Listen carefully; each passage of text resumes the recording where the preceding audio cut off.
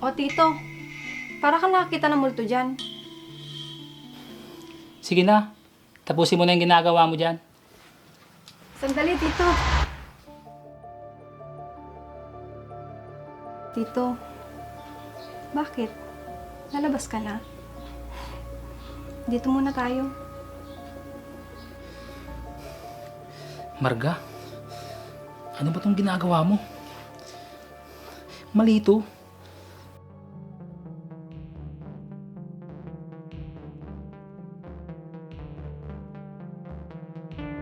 Walang mali.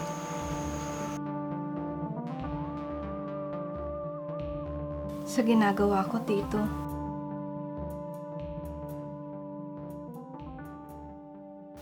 Diba, nandito ako para alagaan kayo ng mga bata. Ginagawa ko lang kung ano yung trabaho ko.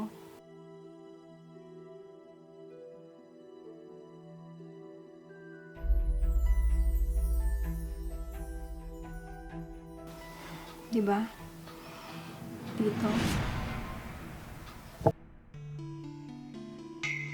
Oo, alam ko. Pero, hindi nakasama sa trabaho mo.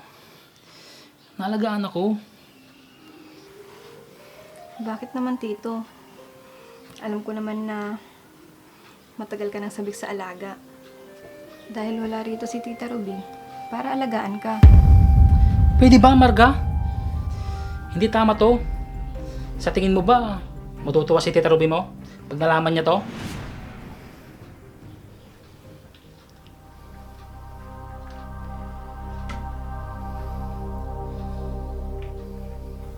Eh di, hindi natin sasabihin. At isa pa, wala naman siya dito. Kaya, hindi niya malalaman.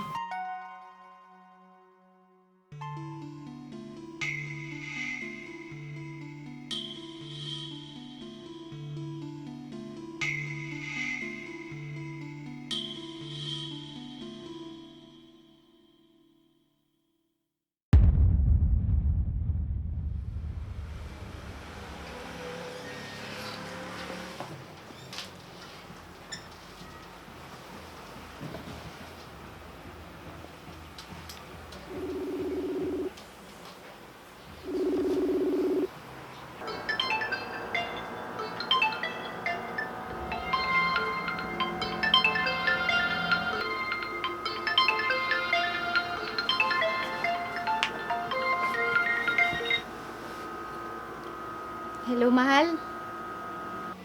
Mahal, kumusta ka na? Mag-ingat ka dyan ha. Ako nang bahala sa mga anak natin. Oo, mahal. Dadalasan ko yung pagtawag ko sa inyo para hindi ko kayo ma-miss. Oo, mahal. Kasi, sobrang miss ka na ng mga bata. Pasabi na lang sa mga bata, miss na miss ko na din sila. Sige, mahal. Mabilis lang naman ang 2 taon. Kaya nga, mahal, hindi natin namamalayan. Mamaya, nandyan na ako. Mayroon sana akong gustong sabihin sa'yo, mahal. Ano yun, mahal? Mayroon kasing inaalok na trabaho si paring Franz. Eh, malaki ang kita. Sayang naman kasi. Ah, ganun ba? Ikaw ang bahala, mahal. Paano yung mga bata? Huwag kang mag-alala, mahal. Andito naman si Marga para alagaan yung mga bata. Kaya nga, mabuti na lang nandyan si Marga para alagaan yung mga bata. Kaya nga, mahal. Malaking tulong si Marga sa atin. Sige, mahal. Ibababa ko na itong tawag. May inuutos pa kasi yung amo ko. Sige, mahal. Mag-ingat ka dyan, ha?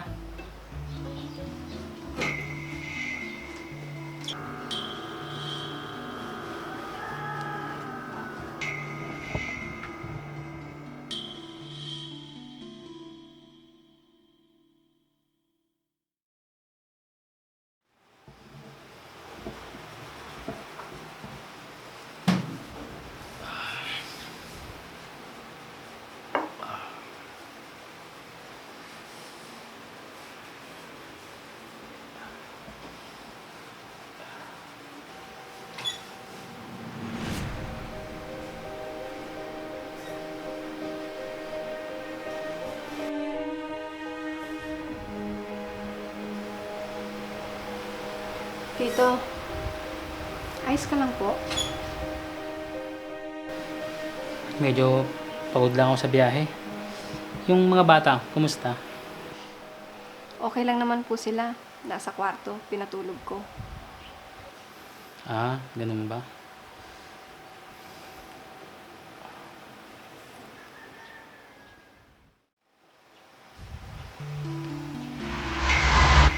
Marga?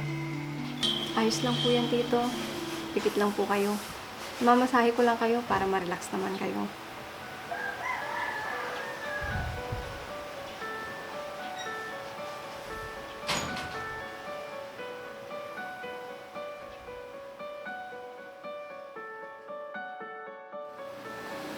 Masarap po ba, Tito? Oo. Salamat.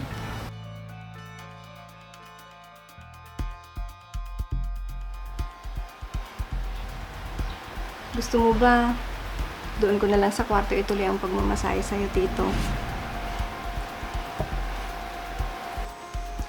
Ah, hindi na. Ayos lang ako. Ayaw mo bang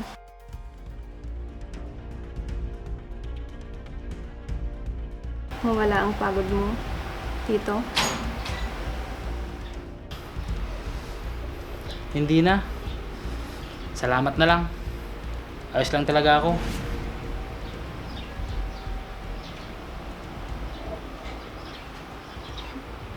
Bibigay ka rin.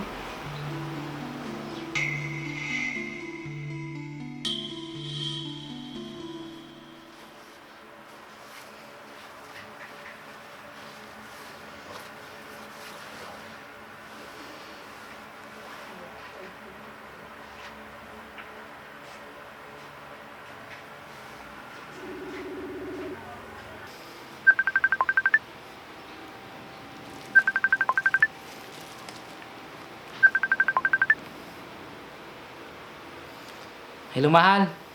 Kumusta ka na? Miss ka na namin ng mga bata. Miss ko na rin kayo, mahal. Konting panahon na lang, makakauwi na ako dyan. Oo, mahal. Sinabi ko naman sa'yo na kahit anong oras, pwede ka nang umuwi. Dahil malaki naman yung kinikita ko sa trabaho.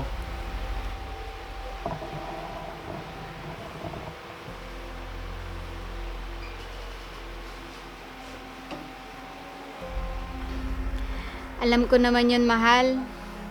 Pero, nanghihinayang kasi ako sa perang pwedeng kitain ko dito.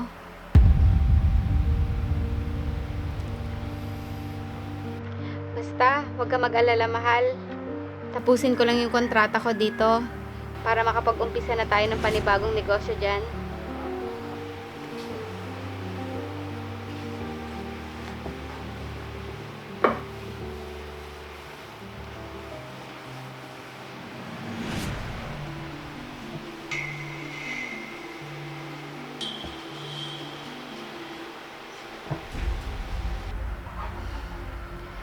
Ayos ka lang ba, mahal?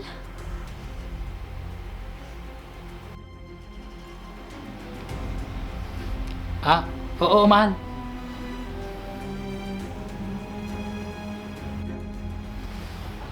Ayos lang ako, mahal. Tatawagan na lang ulit kita pag tumating na yung mga bata. Mahal,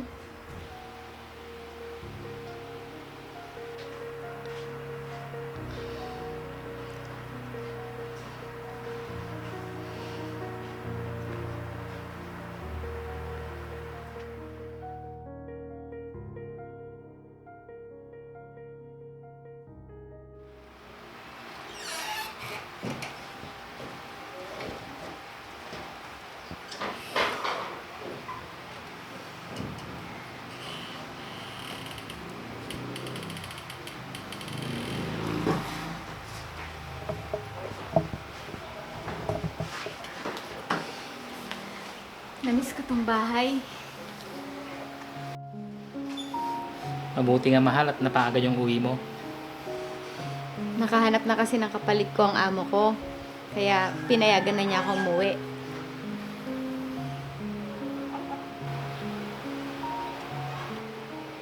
Ayos ka lang ba, mahal? Kanina ko pa napapansin na parang may kakaiba sa'yo. Wala naman, mahal. Masaya lang ako dahil andito ka ulit sa bahay. Sigurado ako, matutuwa ang mga bata. Marami pa naman akong pinamili na pasalubong para sa kanila.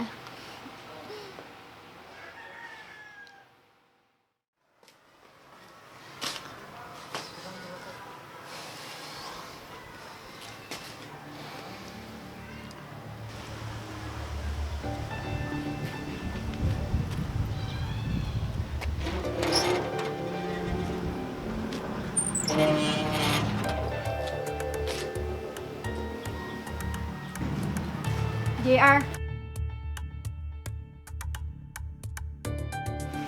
Ano ginagawa mo dito? Di ba nag-usap na tayo? Huwag ka nang babalik pa? Oh, Marga, kumusta? Mabuti na padalo ka. Simula kasi na umalis ka dito, hindi na tayo nakapag-usap. gusto sana kitang makausap, tita. Halika, pumasok tayo sa loob. Doon na lang tayo mag-usap.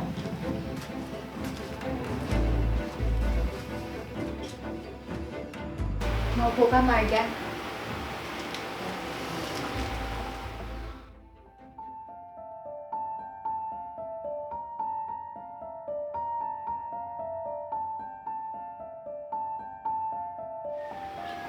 Tungkol saan ba'y sasabihin mo, Marga? Ang totoo po niyan, tita, buntis po ako.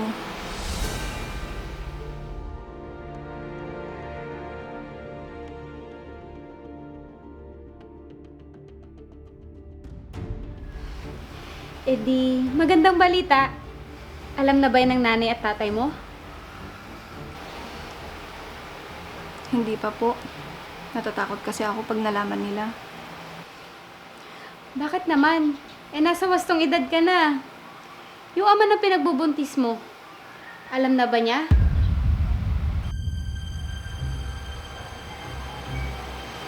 Hindi pa po, tita. Ngayon pa lang po niya malalaman. Nako, ganun ba? Dapat kausapin mo din siya. Para dalawa kayong kakausap sa mga magulang mo.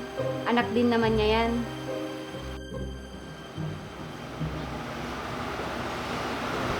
Kaya nga po ako nagpunta ngayon dito, tita. Ha? Teka, Marga. Anong ibig mong sabihin?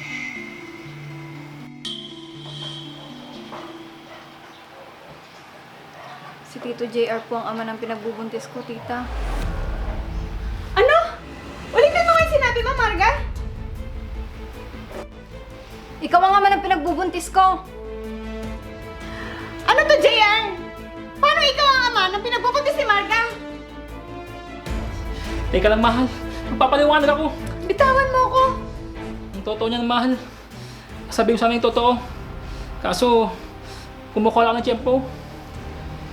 Ibig sabihin, niloko mo ako? Niloko niyo ako? Hindi naman sa ganun, mahal. Yung sa amin ni Marga, parang wala lang yun. Tsaka isang beses na nangyari sa amin yun.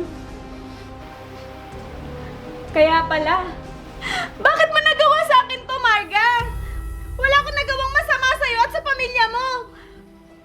Tapos ituloy gaganti mo sa akin? Pinagkatiwalaan kita, Marga.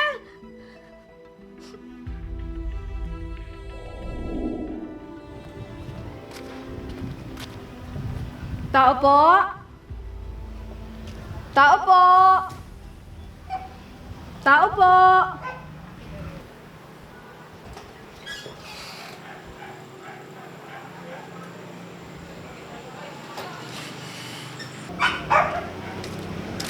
Magandang umaga po. Sino po sila? Ako po si Marga. Pamangkin po ako ni Tita Ruby. Ha? Ikaw pala, Marga. Halika, pasok ka.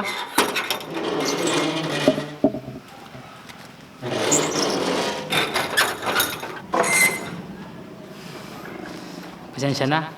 Hindi kita nakilala. Malit ka pa kasi dati nung huli kita nakita. Ayos lang po yun, Tito. Nag-usap na ba kayo ng Tita Ruby mo? Opo, Tito. Tumawag po siya sa akin kahapon. Pinadalhan pa nga po niya ako ng konting allowance at pamasahe para daw po may panggastos ako. Ah, ganun ba? O siya, sige, tara sa loob. Mukhang pagod ka para makapagpahinga ka naman. Salamat po, Tito. Halika, sumunod ka sa akin.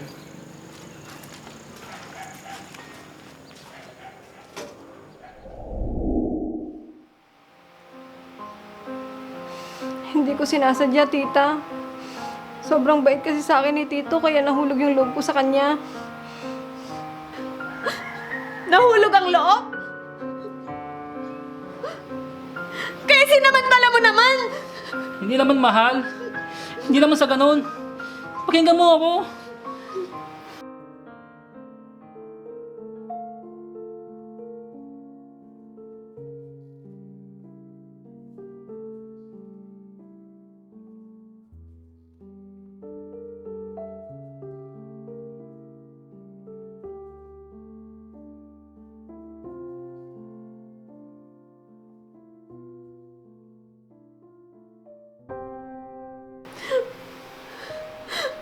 Umalis kayong dalawa sa harap ko! Parang awa niyo na!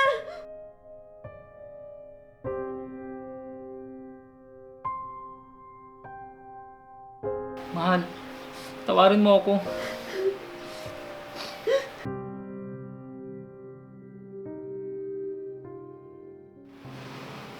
Umalis ka na!